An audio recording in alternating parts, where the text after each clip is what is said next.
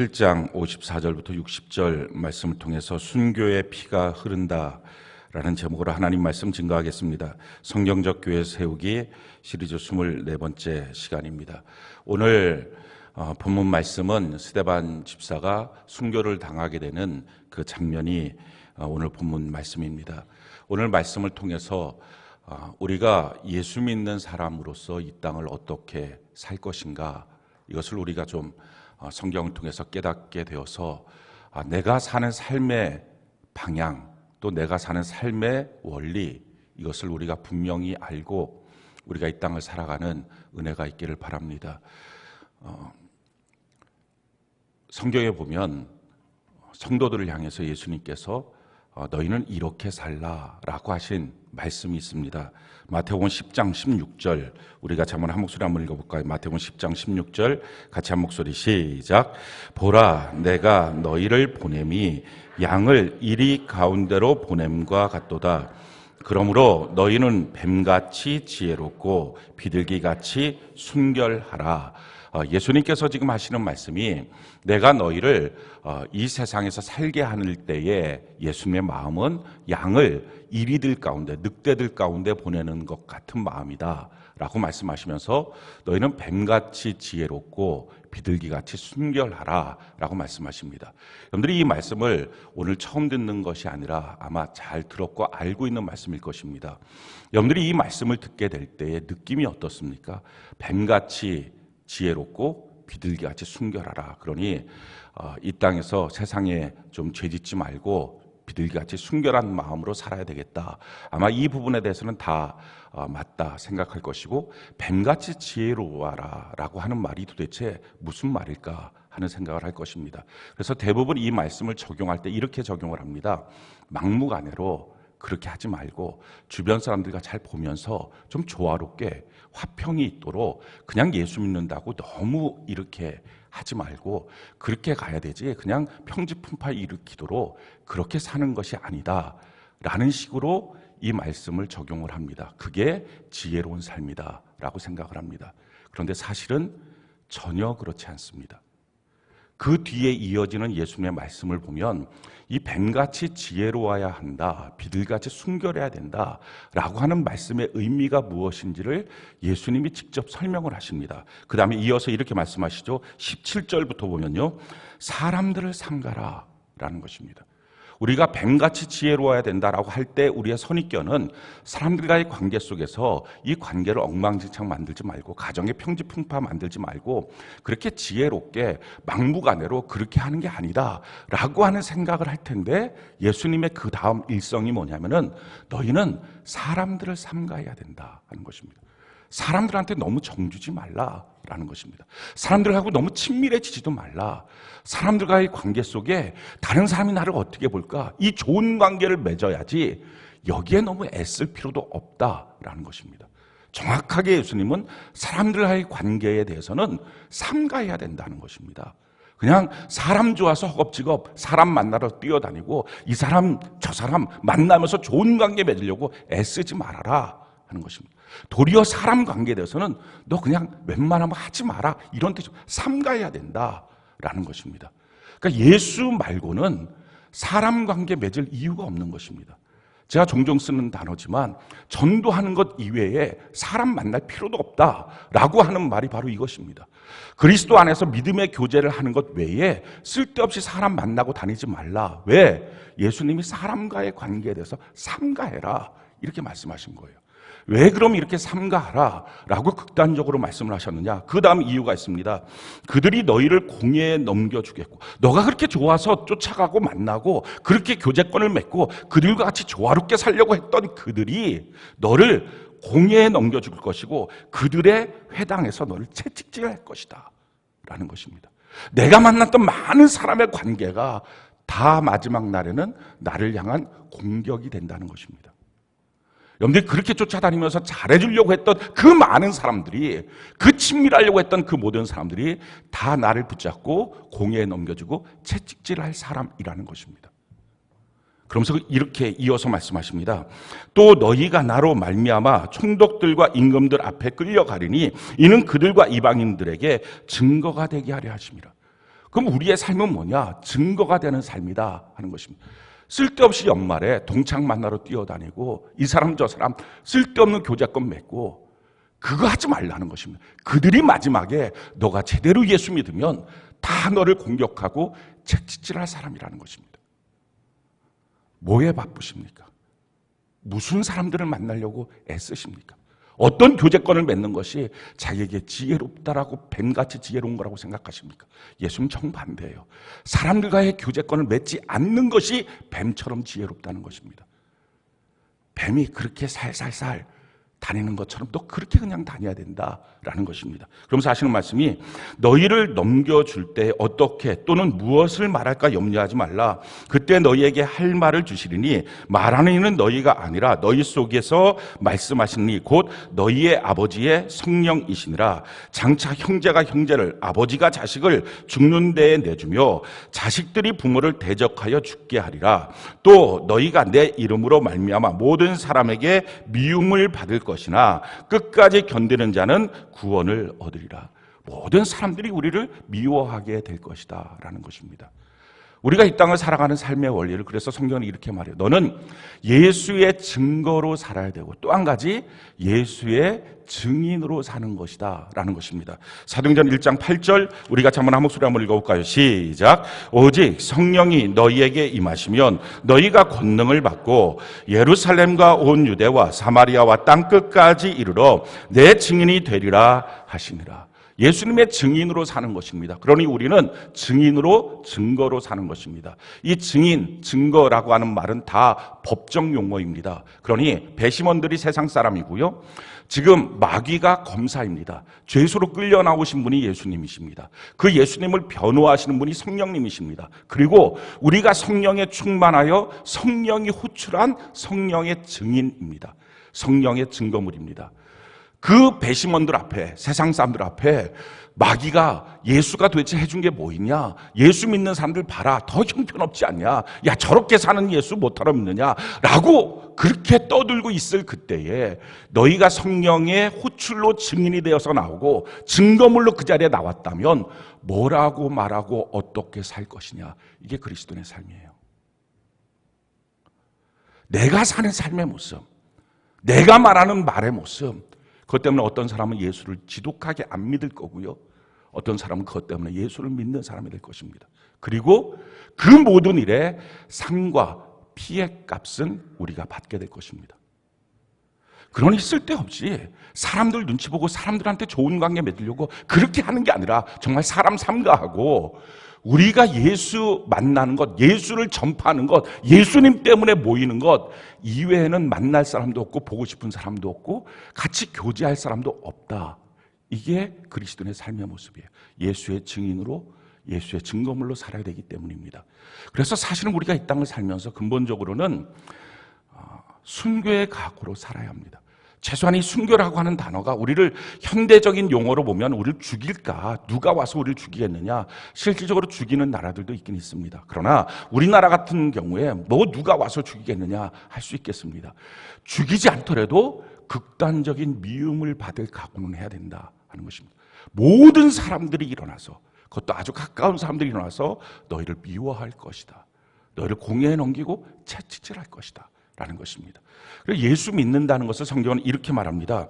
디모데후서 3장 12절 우리 같이 한번 한 목소리 한번 읽어볼까요? 시작. 무릇 그리스도 예수 안에서 경건하게 살고자 하는 자는 박해를 받으리라. 그때나 지금이나 예수 그리스도를 제대로 믿는 사람은 박해받습니다. 그러니 가정에서든지 아니면 사회에서든지 어디서든지 예수 믿는데 내가 박해가 없었다. 나는 주변 사람들과의 관계가 너무 좋다면 사실은 뭔가 잘못된 관계입니다. 잘못된 신앙의 삶이에요. 그렇게 좋을 수 없는 것입니다. 난 예수 믿으면서도 사람들이 너무 좋아요. 난 사람과의 관계에 그들과 같이 만나서 얘기하고 노닥노닥거리고 그들과 같이 무엇인가를 하고 어디 여행 갔다 오고 난 그게 너무 좋아요. 그러면 예수 그리스도를 믿는 삶에 그 안에 더 깊이 들어와야 합니다. 매우 잘못된 삶의 모습입니다. 근본적으로 우리가 순교의 피가 흐른다. 오늘 본문 말씀에 대한 제목입니다. 이 말을 들을 때 무슨 이 시대에 순교의 피가 어디 있겠어? 이건 구시대적인 제목 아니야. 근데 그렇지 않습니다. 실질적으로도 지금도 가정 안에서 이런 일들이 있고, 아니 가까운 북한에서는 실제로 순교를 당하기도 합니다. 이슬람권의 나라에서는 예수 믿는다는 이유 한 가지만으로 실제로 순교를 당하기도 합니다. 성경은 우리에게 이렇게 말씀합니다. 요한계시록 6장 9절로 11절, 우리가 한번 한 목소리 한번 읽어볼까요? 시작. 다섯째 인을 떼실 때에 내가 보니 하나님의 말씀과 그들이 가진 증거로 말미암아 죽임을 당한 영혼들이 제단 아래에 있어 큰 소리로 불러 이르되, 거룩하고 참되신 대주제여, 땅에 거하는 자들을 심판하여 우리 피를 갚아 주지 아니하시기를 어느 때까지 하시려 하나이까 하니, 각각 그들에게 흰 두루마기를 주시며 이르시되, 아직 잠시 동안 쉬되 그들의 동무 종들과 형제들도 자기처럼 죽임을 당하여 그 수가 차기까지 하라 하시더라. 지금 이 요한계시록에 순교를 당한 많은 영혼들이 제단에서 하나님을 향하여 통곡하며 기도한다는 것입니다. 우리의 이 순교당한 이 죽음에 대해서 이 땅에 심판으로 갚아주시지 않습니까? 빨리 그렇게 하셔야 되지 않습니까? 라고 그렇게 순교당한 영혼들이 외칠 때 예수님이 하시는 말씀이, 아직 그 수가 차기까지 좀 더 기다려야 된다, 그 말씀입니다. 아직 순교자의 피가 더 흘러야 된다 하는 것입니다. 여러분, 우리의 가정이 신앙의 명문가문, 축복의 명문가문으로 세워지려면 아직 순교자의 피가 더 흘러야 된다, 남아있다 하는 것입니다. 왜 우리 가정을 이렇게 완전하게 주님이 기뻐하시는 그런 가정의 모습이 안 되었을까요? 그 이유는 아직 순교자의 피가 남아있어요. 더 흘러야 되는 거예요. 그게 오늘 성경이 주시고 있는 말씀입니다. 순교의 피는요, 절대 헛되지 않습니다. 오늘 스데반 집사의 순교를 통해서 한 사람의 이름이 등장을 합니다. 그게 58절이에요. 58절 같이 한번 한 목소리 한번 읽어봅시다. 시작. 그들이 돌로 스데반을 치니 스데반이 부르짖어 이르되, 59절이죠. 58절 우리 같이 한번 읽어봅시다. 시작. 성 밖으로 내치고 돌로 칠세 증인들이 옷을 벗어 사울이라 하는 청년의 발 앞에 둔. 사울이라고 하는 사람의 이름이 여기 처음 등장합니다. 바로 이 사람이 우리가 잘 알고 있는 나중에 사도 바울이 되는 사람입니다. 이 지금 스데반 집사의 설교, 고별 설교의 내용과 이렇게 순교를 당하게 된 이 장면이 어떻게 현장이 있는 것처럼, 영화를 보는 것처럼 성경에 기록될 수 있을까? 첫 번째는 성령의 감동으로 쓰여졌기 때문에 가능한 것이고, 또 한 가지는 이 사도행전을 쓴 기록자가 누가입니다. 의사 누가예요. 이 누가가 누구냐면은 사도 바울의 평생의 주치의였습니다.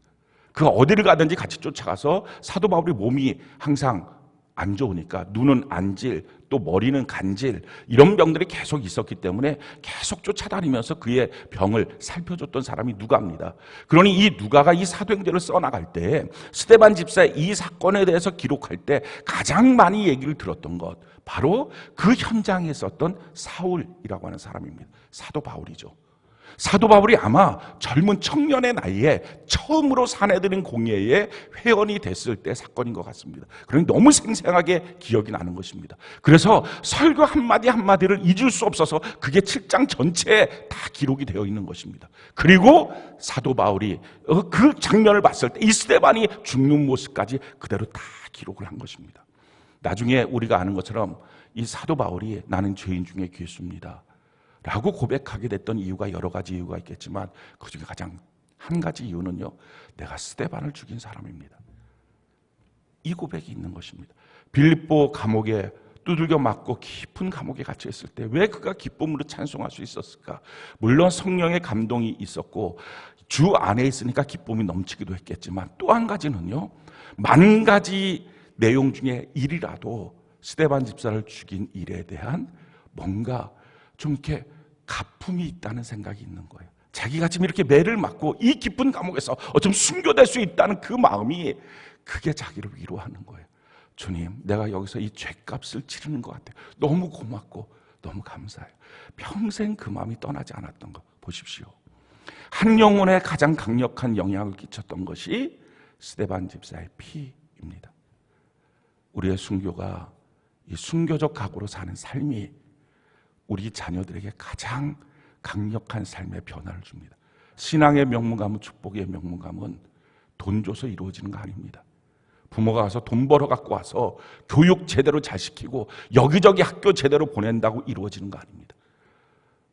바로 그 자리에 순교의 피가 흐를 때, 주님이 보셨을 때 순교자의 수가 그 가정에 채워질 때 그 가정은 신앙의 명문가문, 축복의 명문가문이 되는 것입니다. 오늘 그렇다면 이 순교의 피가 흐르는 장면에 대해서 성경은 도대체 뭐라고 설명하고 있고 우리는 이 땅을 살아가는 삶의 자세가 어떤 삶인지를 우리가 한 절 한 절 살피면서 더 깊이 좀 깨닫게 되기를 바랍니다. 우리 54절 우리 같이 한번 한 목소리 한번 읽어볼까요? 사도행전 7장 54절 같이 한 목소리 시작. 그들이 이 말을 듣고 마음에 찔려 그를 향하여 이를 갈거는. 자, 스데반 집사의 말을 듣고 그리고 나서 마음이 찔렸습니다. 하나님의 말씀을 들으면 마음이 찔립니다. 마음이 너무 아픈 거예요. 그게 진짜 하나님 말씀을 들은 사람이에요. 말씀이 다 무너져 내리는 거예요. 그게 진짜 하나님 말씀을 들은 사람이에요. 여러분, 하나님의 말씀을 들으면 지식적으로 그렇구나 깨닫는 게 아니에요. 머리로 가는 게 아니에요. 하나님의 말씀은 우리의 마음에 새겨진다 그랬어요. 그냥 마음이 핥히고 지나간 것 같아요. 칼로 난도질한 것 같아요. 다 무너져 내리는 것 같아요. 왜요? 말씀이 칼이라서 그래요. 말씀이 방망이라서 그래요. 그러니까 좀 더 제가 오늘 심각하게 말씀드리면 이렇게 말씀을 경험해 보지 못했다면 설교를 통해서든지 큐티를 통해서든지 자기 마음이 난도질 당하는 것처럼 너무 아프고 그래서 통곡이 나오고 자기 자가 다 무너지는 것 같은 절망을 느껴본 적이 없다면 아직은 말씀 앞에 서본 적이 없는 거예요. 저는 오늘 이 밤이 우리 모두가 그런 밤이 되기를 바랍니다. 성경이 이와 같이 우리에게 말합니다. 히브리서 4장 12절로 13절 우리 같이 한번 한 목소리 읽어볼까요? 시작. 하나님의 말씀은 살아있고 활력이 있어 좌우의 날선 어떤 검보다도 예리하며 혼과 영과 및 관절과 고수를 찔러 쪼개기까지 하며 또 마음의 생각과 뜻을 판단하나니 지으신 것이 하나도 그 앞에 나타나지 않음이 없고 우리의 결산을 받으실 이의 눈앞에 만물이 벌거벗은 것 같이 드러나 완전히 벌거벗은 것처럼 자기의 가슴을 팍팍 찌르고 난도질하고 그 피가 뚝뚝 떨어지는 것 같은 거예요. 내 마음이 다 핥히고 가는 것 같은 느낌이에요. 이게 말씀을 대면할 때 나타나는 현상입니다. 그 말씀은 대충 졸다 깨다 이렇게 듣는 건 이미 말씀을 들어본 적이 없는 사람이에요. 누군가 자기의 가슴을 칼로 푹 찔르는데 줍니까? 들어본 적이 없는 거예요. 그거는 지식으로 알고 이렇구나 내가 말씀에 이렇다는 걸 알았어요. 이거 갖고서는 아직 말씀 앞에 서본 적도 없는 것입니다. 정말 말씀 앞에 선다는 것 그게 뭔지 그럼 그때부터는요 말씀이 나를 주도한다니까요. 내가 말씀을 들은 것을 몇 가지 붙잡고 이번 주에 이렇게 살아보자 오늘 이렇게 살아보자 이게 아니라 그냥 내 안에서 막 내 가슴을 다 찢어놨던 그 말씀이 또 생각나고 또 생각 자체가 아니라 그냥 막 나를 생각 자체에 가기도 전에 나를 끌고 움직이기 시작하는 거예요. 그게 말씀 앞에 선 것이에요. 하나님의 말씀 앞에 서면 우리 자체가 다 방망이에 맞은 것처럼 바스라집니다. 성경이 이와 같이 우리에게 말합니다. 예레미야 23장 29절 우리 같이 한번 한 목소리 읽어볼까요? 시작. 여호와의 말씀이니라 내 말이 불같지 아니하냐 바위를 쳐서 부스러뜨리는 방망이 같지 아니하냐. 그러니 하나님의 말씀이 이렇게 들리는 것입니다. 오늘날에 너무 많은 사람들이 너무 많은 교회에서 하나님의 말씀을 지식으로만 받습니다. 지식으로만 듣습니다. 정말 하나님의 말씀 앞에 선 적이 없습니다. 여러분들 출애굽기에 보면 하나님의 말씀 앞에 섰을 때 이스라엘 백성들의 반응이 있습니다. 그들이 출애굽기 19장에 보니까 하나님께서 임재하시고 하나님이 뭐라고 말씀하실 때 모세한테 여러분들 다시는 하나님이 내게 말씀하지 않게 해주세요. 우리가 죽을 것 같았어요. 모세가 대신 듣고 우리에게 전달해 주세요. 이렇게 할 만큼 두려운 것입니다. 내가 과연 성령으로 말미암아 이렇게 내게 선포되는 나를 완전히 박살내버리는 그 말씀을 들었던 적이 있는가? 머리로 들리지가 않아요. 내 가슴으로 칼로 푹 들어와요. 방망이가 나 자아를 완전히 바스라뜨리듯이. 그러니까 말씀을 듣다가 그냥 그 자리에서 엎드려서 고개가 안 들리는 거예요. 땅바닥에 자기가 그렇게 하고 싶어서가 아니라 머리가 이제 땅바닥에 붙어서 그냥 눈물이 그냥 내가 흘려서 슬픈 마음으로 나는 게 아니라 내 안에는 진액이 뽑혀나가듯이 눈물이 나오면서 견디지 못하는 거예요. 말씀 앞에 섰던 경험 있으십니까? 지식으로 사람의 말로 듣는 것이 아니라, 그러니 그런 말씀을 듣고 난 다음에 예루살렘에 있던 예수를 죽였던 수많은 군중들이 그 말씀을 듣고 난 다음에 그들의 반응이 이랬습니다. 사도행전 2장 37절 38절 우리 같이 한번 목소리 읽어볼까요? 시작. 그들이 이 말을 듣고 마음에 찔려 베드로와 다른 사도들에게 물어 이르되 형제들아 우리가 어찌할꼬 하거늘 베드로가 이르되 너희가 회개하여 각각 예수 그리스도의 이름으로 침례를 받고 죄사함을 받으라. 그리하면 성령의 선물을 받으리니. 그것이 마음에 찔려서 형제여 우리가 어찌할꼬 그 말이 나오는 거예요. 못 살겠어요 지금 이 말씀을 들었더니. 그랬더니 해답을 주는 것입니다. 우리가 어찌할꼬 베드로가 이르되 너희가 회개하여 각각 예수 그리스도의 이름으로 침례를 받고 죄사함을 받으라. 그럼 너희가 성령을 받고 구원을 받을 것이다 라는 말씀입니다. 그런데 오늘날은 어떻게 하고 있어요? 그렇게 하는 말씀이 싫은 거예요. 조금만 소리만 높여도 왜 자기에게 화를 내냐고. 화를 내는 게 아니라요, 설교는 당신을 죽이는 거예요. 죽임을 당해봤냐는 것입니다. 우리는 설교 시간에 내가 위로받고 기분 좋아지고 마음을 좀 만져주고, 그게 아니에요. 실제로 하나님의 말씀이 임할 때 그렇게 되지 않아요.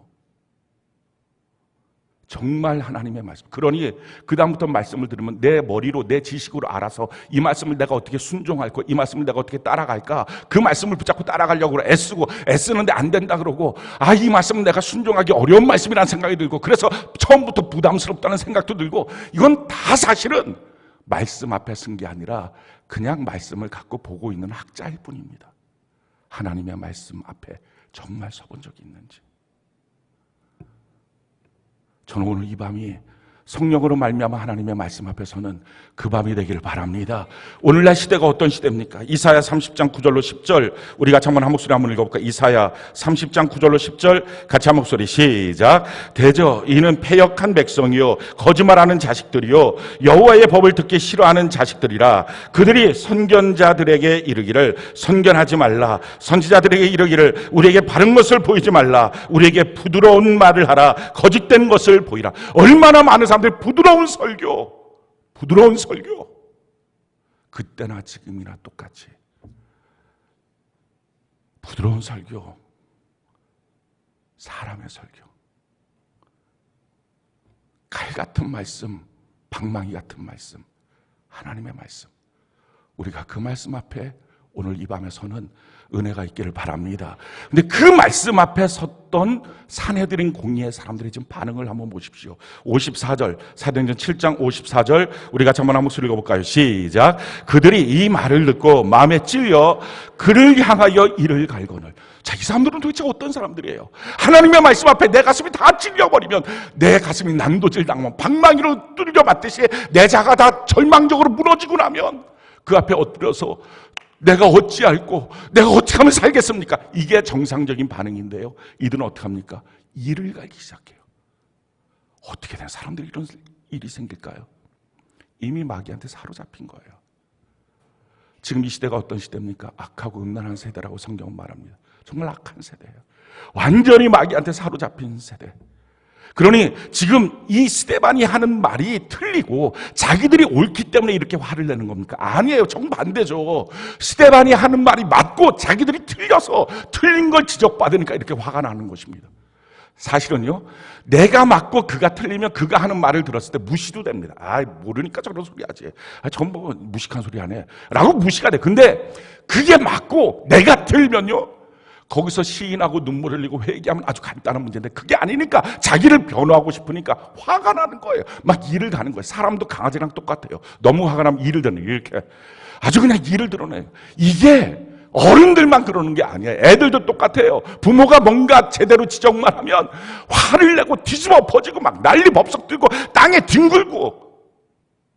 왜 이래? 그 아이가 성격이 유별난 게 아니에요. 어떤 경우는 남편이, 어떤 경우는 아내가 막 이를 갈고 덤벼들어요. 그가 특별히 불같은 성격이 아니라 그의 죄가 들춰질 때 죄 속에 숨어서 장난질했던 악한 마귀가 자기의 정체가 드러나니까 난리 법석이 나는 거예요. 여러분들 가정은 어떻습니까? 부모의 말 한마디에 애들이 막 난리 법석을 하고 대들고. 요즘 이 시대가 어떻습니까? 선생님이 와서 잠을 깨웠다고 선생님 얼굴을 때려서 여자 선생님들 코뼈를 부러뜨리고. 왜 이렇게 됐어요? 야, 시대가 이상하다. 시대가 이상한 게 아니라 그 배후에 뭐가 있는지 정확히 봐야 됩니다. 죄를 건드렸더니 죄 밑에서 장난질했던 악한 마귀가 난리 법석이 나는 거예요. 각 가정들이 지금 그렇잖아요. 여러분들 자녀들이 지금 그렇잖아요. 불같이 일어나는 이 시대. 자, 이 시대에 그리스도인은 어떻게 살아야 할까요? 오늘 그 말씀을 주고 있는 거예요. 그러니 애들이 막 그렇게 난리법석하는 거를 그냥 부모가 쩔쩔매고 그 앞에 서서 비유나 맞추고 달래주고, 그게 사실은 죄와 악한 영의 문제인데, 악하고 음란한 세대의 문제인데 그냥 쩔쩔매고 부모가 들어주고 또 들어주고 어떻게 해줄까? 너 원하는 대로. 가정이 전체가 신앙의 명감, 축복의 명감이 아니라 마귀 소굴로 만들어 놓고 있다는 것입니다. 사회가 그렇고요, 가정이 그렇고, 사람들과의 관계가 이런 것입니다. 뭔가 제대로 하나님의 말씀이 선포되면 이를 갈고 달려드는 이 시대. 그 자녀들 앞에서 어떻게 해야 됩니까? 예수 믿는 사람은 오늘 스데반 집사가 어떻게 하고 있는지를 우리가 봐야 돼요. 자, 오늘 55절 56절 우리 같이 한번 한 목소리 한번 읽어볼까요? 55절 56절 같이 한 목소리 시작. 스데반이 성령 충만하여 하늘을 우러러 주목하여 하나님의 영광과 및 예수께서 하나님 우편에 서신 것을 보고 말하되 보라, 하늘이 열리고 인자가 하나님 우편에 서신 것을 보노라 한대. 자, 스데반이 그때 어떻게 합니까? 성령 충만하여. 이게 답이에요. 여러분, 이제는 엄마라고 하는 이름으로 그 악하고 음란한 세대에 악한 영으로 사로잡혀 있는 자녀를 통제를 못합니다. 아빠라고 하는 이름으로, 아내라는 이름으로, 남편이라는 이름으로, 부모라는 이름으로 통제가 안 됩니다. 내가 선생이라는 이름으로, 내가 또 어떤 회사에서 무슨 직함을 가졌다는 이유로 통제가 안 됩니다. 오직 이 악한 영을 통제할 수 있는 것은 세상이 갖고 있는 지위와 직책이 아니라 성령의 충만입니다. 오늘 이 밤에 내게 성령의 충만을 주옵소서. 오늘 이 밤에 성령의 충만을 주옵소서. 아멘이십니까? 성령 충만을 그가 어떻게 합니까? 하늘을 바라보는 거예요. 사람들을 보는 게 아니라, 그렇게 난리 법석을 쳐는 자기 자녀를 보는 게 아니라, 이걸 어떻게 하면 좋지? 벌벌 떨고 있는 게 아니라 하늘을 바라보는 거예요. 이게 그리스도인이에요. 여러분들 집안에 그런 문제가 터질 때, 여러분들 자녀가 그런 문제가 있고, 배우자의 관계 속에 이런 일들이 터지고, 친척을 만났을 때 이런 일들이 터질 때, 저는 여러분들이 스데반 집사가 했던 것처럼 성령에 충만한 사람 되어서 하늘을 바라보는 은혜가 있기를 바랍니다. 하늘을 바라보니까 어떤 역사가 있습니까? 하늘을 우러러 주목하여. 그러니까 가장 어떻게 보면 결정적인 순간에 가장 위기 속에 있을 때 내가 뭘 바라보고 있느냐, 뭘 의지하고 있느냐. 우리 모두가 예수님 바라보고 예수님을 의지하기를 바랍니다. 그렇게 했을 때 어떻게 합니까? 하나님의 영광과 및 예수께서 하나님 우편에 서신 것을 보고, 눈을 들어보니까요, 하나님의 영광이 보이는 거예요. 뿐만 아니라 눈을 들어보니까 예수님이 서신 것을 본 거예요. 왜 서셨어요? 우리를 도와주시려고, 우리를 영접하시려고, 우리에게 달려오시려고. 그걸 보는 거예요. 그러고 난 다음에 이 스데반이 뭐라고 말할까? 56절 보니까요, 말하되 보라, 보라라고 말하는 거예요. 하늘이 열리고 인자가 하나님 우편에 서신 것을 보노라. 보라, 하늘이 열렸다. 그러면서 뭐라고 말해요? 하나님, 인자가 하나님 우편에 서신 것을 내가 보고 있다 라고 말합니다. 예수 믿는 사람 성도의 특징은요, 세상이 아니에요. 하늘의 문이 열리는 것입니다. 우리가 그런 어떤 악하고 음란한 세대의 난리법석 가운데 그 자녀를 보면서 절망하고 있거나 그 배우자를 보며 겁먹고 있는 게 아니라, 자녀를 보면서 어떻게 해야 될지 전전긍긍하는 게 아니라, 우리가 성령에 충만해서 하늘을 봤을 때 하늘이 열리는 은혜가 있기를 바랍니다. 예수 믿는 사람 특징은 하늘이 열리는 거예요. 여러분, 야곱이 외삼촌 집으로 도망갈 때, 베델강에 누워서 잘 때 하늘이 열리잖아요. 그러면서 이런 역사가 나타납니다. 창세기 28장 12절 우리 같이 한번 한 목소리 한번 읽어볼까요? 창세기 28장 12절 같이 한 목소리 시작. 꿈에 본즉 사닥다리가 땅 위에 서 있는데 그 꼭대기가 하늘에 닿았고 또 본즉 하나님의 사자들이 그 위에서 오르락내리락. 그렇습니다. 보니까 하늘 꼭대기에 하나님의 보좌 앞까지 사닥다리가 쫙 있습니다. 우리가 이 사닥다리라고 할 때는 우리가 생각하는 것처럼 나무 갖고서 이렇게 손잡고 올라가는 이런 거라고 생각하는데 그게 아니고 이스라엘 백성들에게 있어서 사닥다리는 우리로 말하면 층계입니다. 층계. 돌로 만든 이 층계. 이 층계가 하늘까지 닿았다는 것입니다. 이 층계의 모습, 이게 바로 제단입니다. 이게 예배예요. 그러니까 야곱이 깨달은 것. 왜 평생 야곱이 하나님 앞에 제단 쌓겠습니다. 난 예배자가 되겠습니다. 가는 곳에 가서 엘엘로에 이스라엘 하나님 앞에 제단을 쌓는 사람이 되었느냐? 이유는 우리가 예배는 땅에서 드리지만 하나님의 보좌에 닿습니다. 이걸 믿은 거예요. 이걸 안 거예요. 그래서 오늘 이 시간 이 예배 가운데서도 여러분들이 사닥다리 예배자가 되는 은혜가 있기를 바랍니다. 하나님의 보좌가 보이는 은혜가 있기를 바랍니다. 우시아도 동일했어요. 이 우시아왕이 죽었을 때 이사야가 성전에 들어갑니다. 자기가 믿었던 왕인데 그가 죽었어요. 그랬을 때 그 성전에 들어가서 그것을 무엇을 합니까? 이사야 6장 1절로 3절 우리 같이 한번 한 목소리 한번 읽어볼까요? 시작. 우시아 왕이 죽던 해에 내가 본즉 주께서 높이 들린 보좌에 앉으셨는데 그의 옷자락은 성전에 가득하였고 스랍들이 모시고 섰는데 각기 6 날개가 있어 그 둘로는 자기의 얼굴을 가리었고 그 둘로는 자기의 발을 가리었고 그 둘로는 날며 서로 불러 이르되 거룩하다 거룩하다 거룩하다 만군의 여호와여 그의 영광이 온 땅에 충만하도다 하더라. 우시아 왕이 죽었을 때 이 이사야가 성전에 들어갔는데요, 성전에서 하늘의 문이 열렸어요. 저는 오늘 이 밤에 하늘의 문이 열리길 바랍니다. 여러분들 그것을 보기를 바랍니다. 예배 시간마다 하늘의 문이 열려 있는데 내 눈은 영적 소경 같아서 아무것도 못 보고 땅만 보고 가는 그런 인생 되지 말고 오늘 영적인 눈이 열려지는 은혜가 있기를 바랍니다. 하늘의 문이 열려서 바라보니까 하나님의 높은 보좌가 있고 거기서 하나님의 옷깃이 성전 전체를 덮고 있는 역사를 보게 됩니다. 그리고 소리를 듣는 거예요. 거룩하다 거룩하다 거룩하다. 이 말의 뜻이 뭡니까? 거룩은요, 구별됐다는 거예요.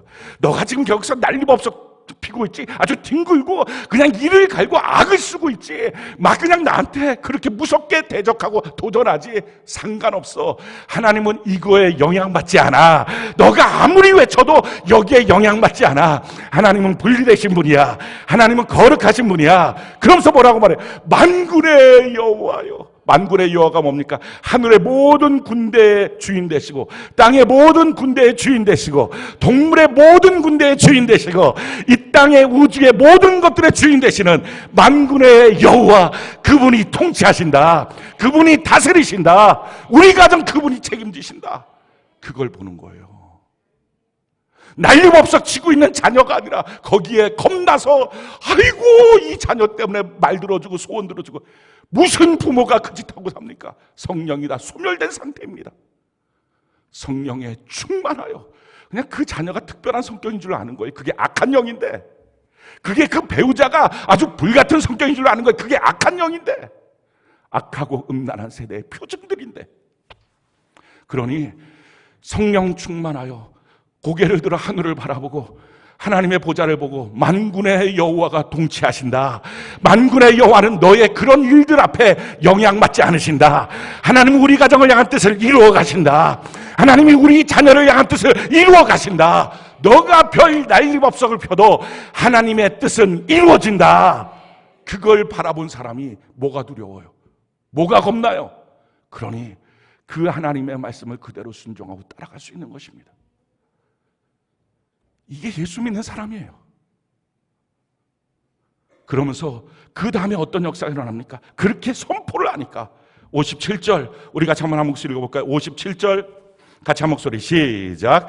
그들이 큰 소리를 지르며 귀를 막고 일제히 그에게 달려들어. 지금 이들이 누구예요? 사내들인 공의의 사람이에요. 멋진 법복을 입고 있어요. 71명. 그들이 정치 지도자고요, 그들이 종교 지도자고요, 그들이 행정의 지도자들입니다. 그러니까 이스라엘 전체에서 가장 뛰어난 학식과 교양과 영성을 갖고 있다고 자부하는 사람들이에요. 근데 그들이 모여서 그렇게 거룩하다라고 말하는 성전에서 지금 이 성전을 모독했다고 스데반 집사를 잡아 죽이려고 하는 그들이 그렇게 거룩하다고 말하는 그 성전에서 어떻게 해요? 그들이 큰 소리를 지르고 귀를 막고 일제히 아주 그냥 이 도적대들처럼 달려드는 거예요. 우리가 가끔 가다가 TV에서 봅니다. 이런 장면. 멋지게 양복 입고 앉아있던 국회의원들이 갑자기 책상을 뛰어넘고 달려가서 막 멱살 잡고 막 패대기 치고, 이게 우리나라만 있는 일인 줄 알았더니 세계적으로도 그런 역사들이 있더라고요. 그러니까 이런 일들이 지금 그 사내들인 공예에서 이게 그들의 교양이에요. 이게 그들의 영성이라는 거예요. 겉으로 봤을 때 대단하게 뭐 석사 박사, 이게 그들의 영성이고 이게 그들의 교양이에요. 뭘 볼 게 있습니까? 왜요? 악하고 음란한 세대에 악한 영에 사로잡혀 있어서. 이들의 특징이 뭐예요? 지금 큰 소리는 지르면서 귀는 막고 있어요.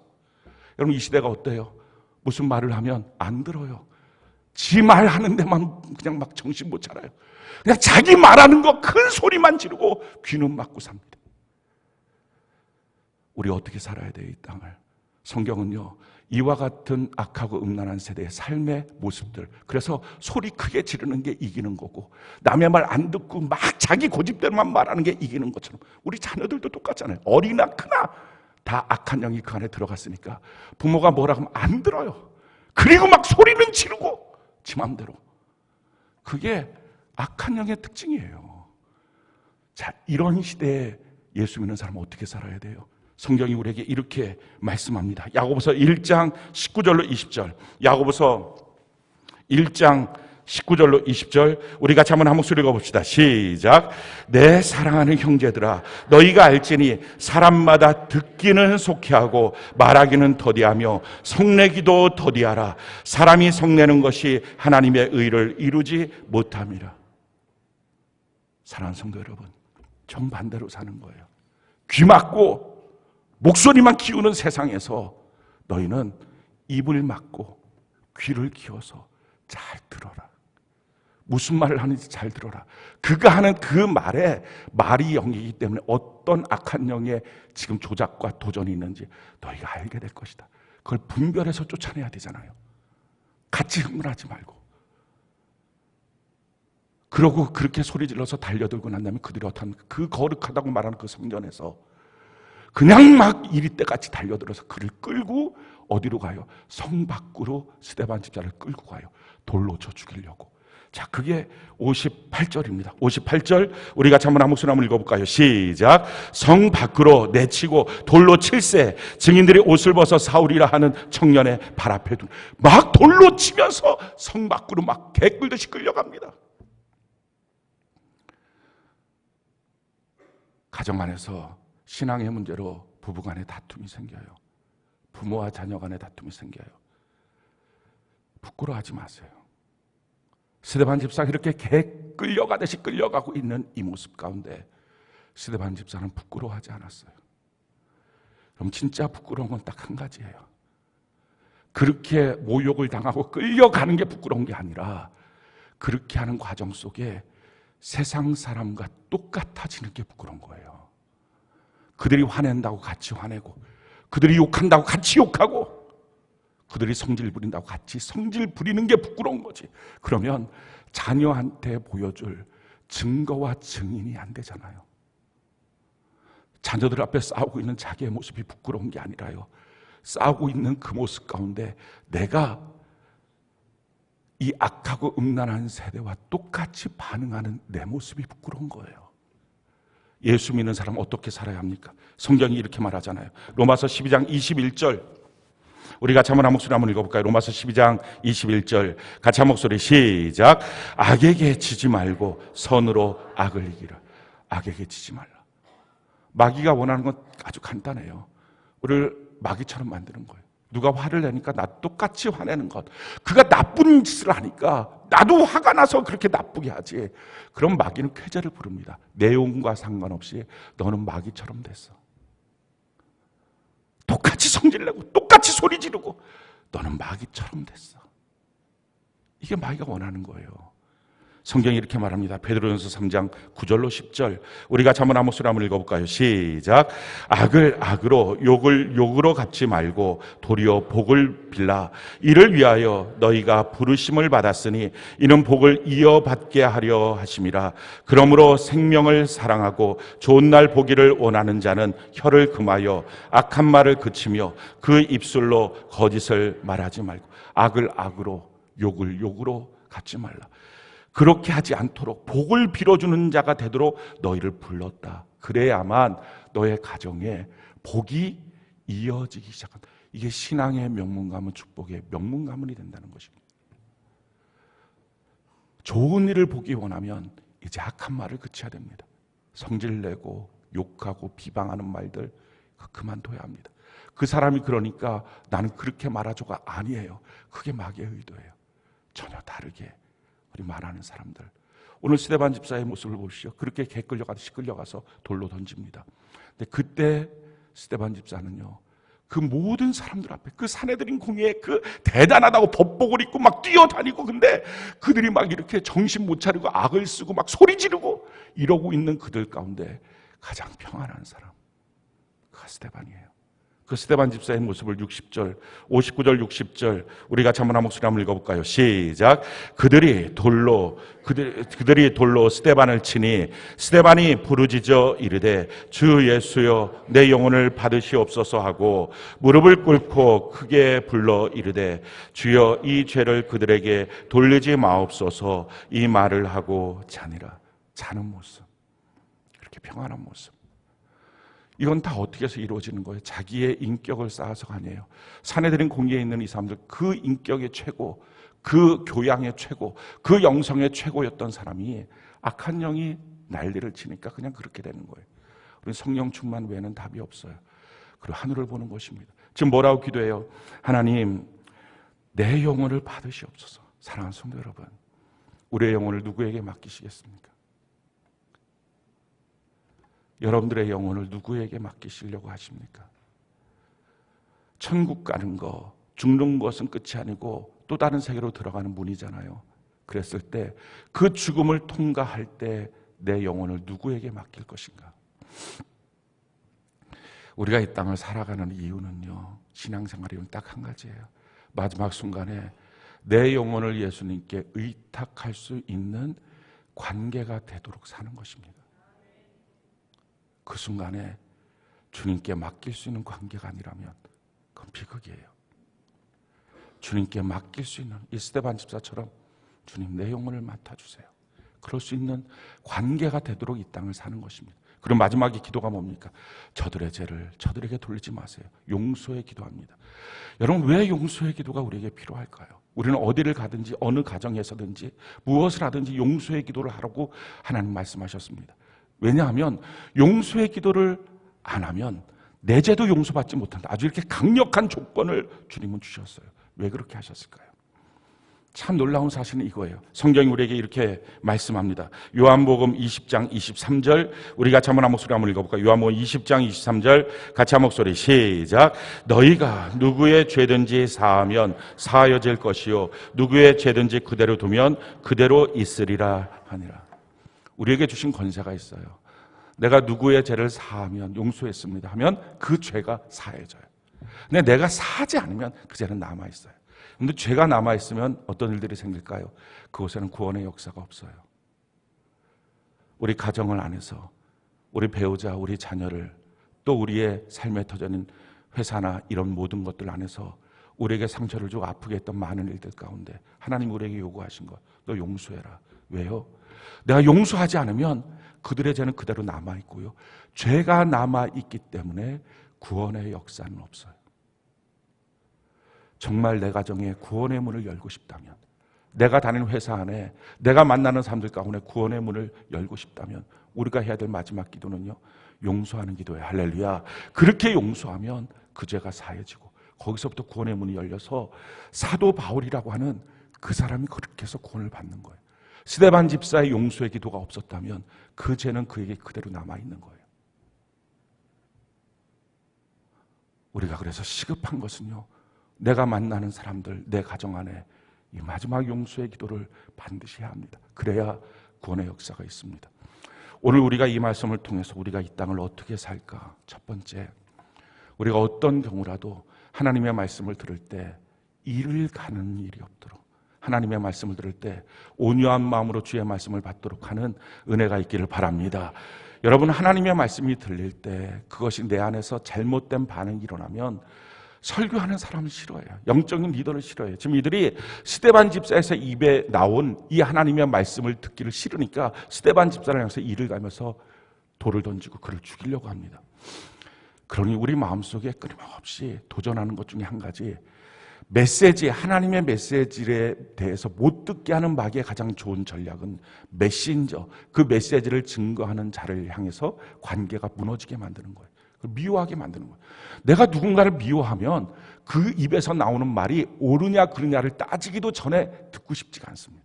그래서 평생에 우리 마음속에 그 마음을, 하나님의 말씀을 전하는 자와 좋은 관계를 맺도록 애를 쓰는 것이 필요합니다. 성경이 우리에게 이렇게 말합니다. 갈라디아서 6장 6절, 우리가 한번 한 목소리 읽어볼까요? 시작. 가르침을 받는 자는 말씀을 가르치는 자와 모든 좋은 것을 함께하라. 히브리서 13장 17절, 우리가 한번 한 목소리 읽어봅시다. 시작. 너희를 인도하는 자들에게 순종하고 복종하라. 그들은 너희 영혼을 위하여 경성하기를 자신들이 청산할 자인 것 같이 하느니라. 그들로 하여금 즐거움으로 이것을 하게 하고 근심으로 하게 하지 말라. 그렇지 않으면 너희에게 유익이 없느니라. 여러분들 이끌고 인도하고 있는 각 셀장들을 향해서 즐거움으로 나를 목양할 수 있도록 하십시오. 그러니까 제일 어리석은 사람은요, 함부로 보이고 싶지 않아서 인상 쓰고 있는 사람이에요. 연락하면 연락 씹고, 이런 사람 제일 불행한 사람이에요.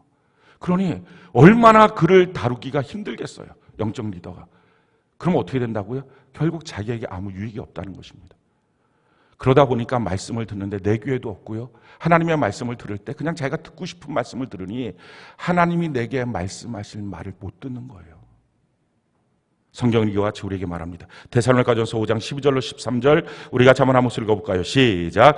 형제들아, 우리가 너희에게 구하노니 너희 가운데서 수고하고 주 안에서 너희를 다스리며 고난하는 자들 너희가 알고 그들의 역사로 말미암아 사랑 안에서 가장 귀히 여기며 너희끼리 화목하라. 너희를 다스리고 너희를 이끌고 있는 영적 리더를 가장 귀하게 여기며 너희끼리도 싸우지 말라 하는 것입니다. 이것이 우리 신앙생활에 하나님의 메시지를 듣기 위한 메신저와의 나와의 관계에 대한 내용입니다. 그래서 평생에 하나님의 말씀을 잘 들을 수 있는 사람, 하나님의 말씀을 들을 때마다 그것이 칼로 나를 난도질하는 것 같고 그것이 방망이처럼 나를 뚫겨 패는 것 같은 그 안에 형제여 내가 어찌할꼬 주여 내가 어떻게 하면 구원을 받습니까? 이런 겸손한 마음으로 온유로 주의 말씀을 받는 은혜가 있기를 바랍니다. 또 한 가지는요, 우리의 죽음의 자리, 우리가 원하는 모습이 있을 것입니다. 누구든지 다 비슷할 거예요. 편안한 죽음, 그렇죠? 패 끼치지 않는 죽음. 그런데 우리가 원하는 죽음의 모습대로 우리가 될 수도 있지만 그렇게 안 될 가능성도 많아요. 그런데 죽음의 모습이 어떠냐보다 더 중요한 것은요, 그 죽음의 현장에서 마지막 순간에 내 영혼을 주님께 의탁할 수 있는 그 자신만만한 주님과의 관계로 살아왔느냐, 그게 중요해요. 우리 하루하루를 그렇게 살아가는 은혜가 있기를 바랍니다. 이 시대는 악하고 음란한 세대입니다. 그래서 하나님의 말씀이 선포되고 하나님의 뜻대로 살아가는 삶의 모습, 우리가 증인이고 증거잖아요. 증거인 우리의 삶이 제대로 되어서 살아가면 이를 갈고 소리 지르고 귀를 막고 돌진하고 달려들고 난리 법석을 치고 뒹굴고 엉망진창하고 위협하는 일들이 계속 발생할 것입니다. 그럴 때 주눅들지도 말고 그 사람들 비유 맞추려고 하지도 말고 사람 삼가하라. 하나님의 말씀 그대로 우리가 붙잡고서 하나님, 내가 이 땅을 살아갈 때 이 모든 경우에 내 눈을 들어서 사람을 보는 게 아니라 세상을 보는 게 아니라 주의 얼굴을 보는 자로 살게 하여 주옵소서. 오늘 그 고백이 있어야 돼요. 오늘 예배 가운데 주의 영광을 봐야 집에서도 주의 영광 보지 않겠어요? 회사에서도 주의 영광 보지 않겠습니까? 오늘 우리가 성령 충만하지 않고 어떻게 이 악하고 음란한 세대 가운데 하나님의 뜻대로 살아갈 수 있을까요? 우리가 살아갈 때 핍박받기 싫어서 숨고, 미움받기 싫어서 적당히 타협하고, 그렇게 살아가는 삶이 지혜로운 것처럼 보입니까? 그게 뱀같이 지혜로운 것 같습니까? 그렇게 살다가 어느 날 문득 내가 죽음의 자리에 왔을 때 나는 주님 앞에 자신만만하게 내 영혼 받아주세요 할 수 있을까? 그거 못하는 관계라면 평생 교회 나온 이유가 뭐가 있을까요? 우리가 주님 앞에 서서 주님 내 영혼 받아달라고. 오늘도 그래서 필요한 것은요, 세상 앞에 주눅들지 말고 주님 바라보고 우리 성령 충만한 우리 모두가 되는 은혜가 넘치기를 예수님 이름으로 축원합니다.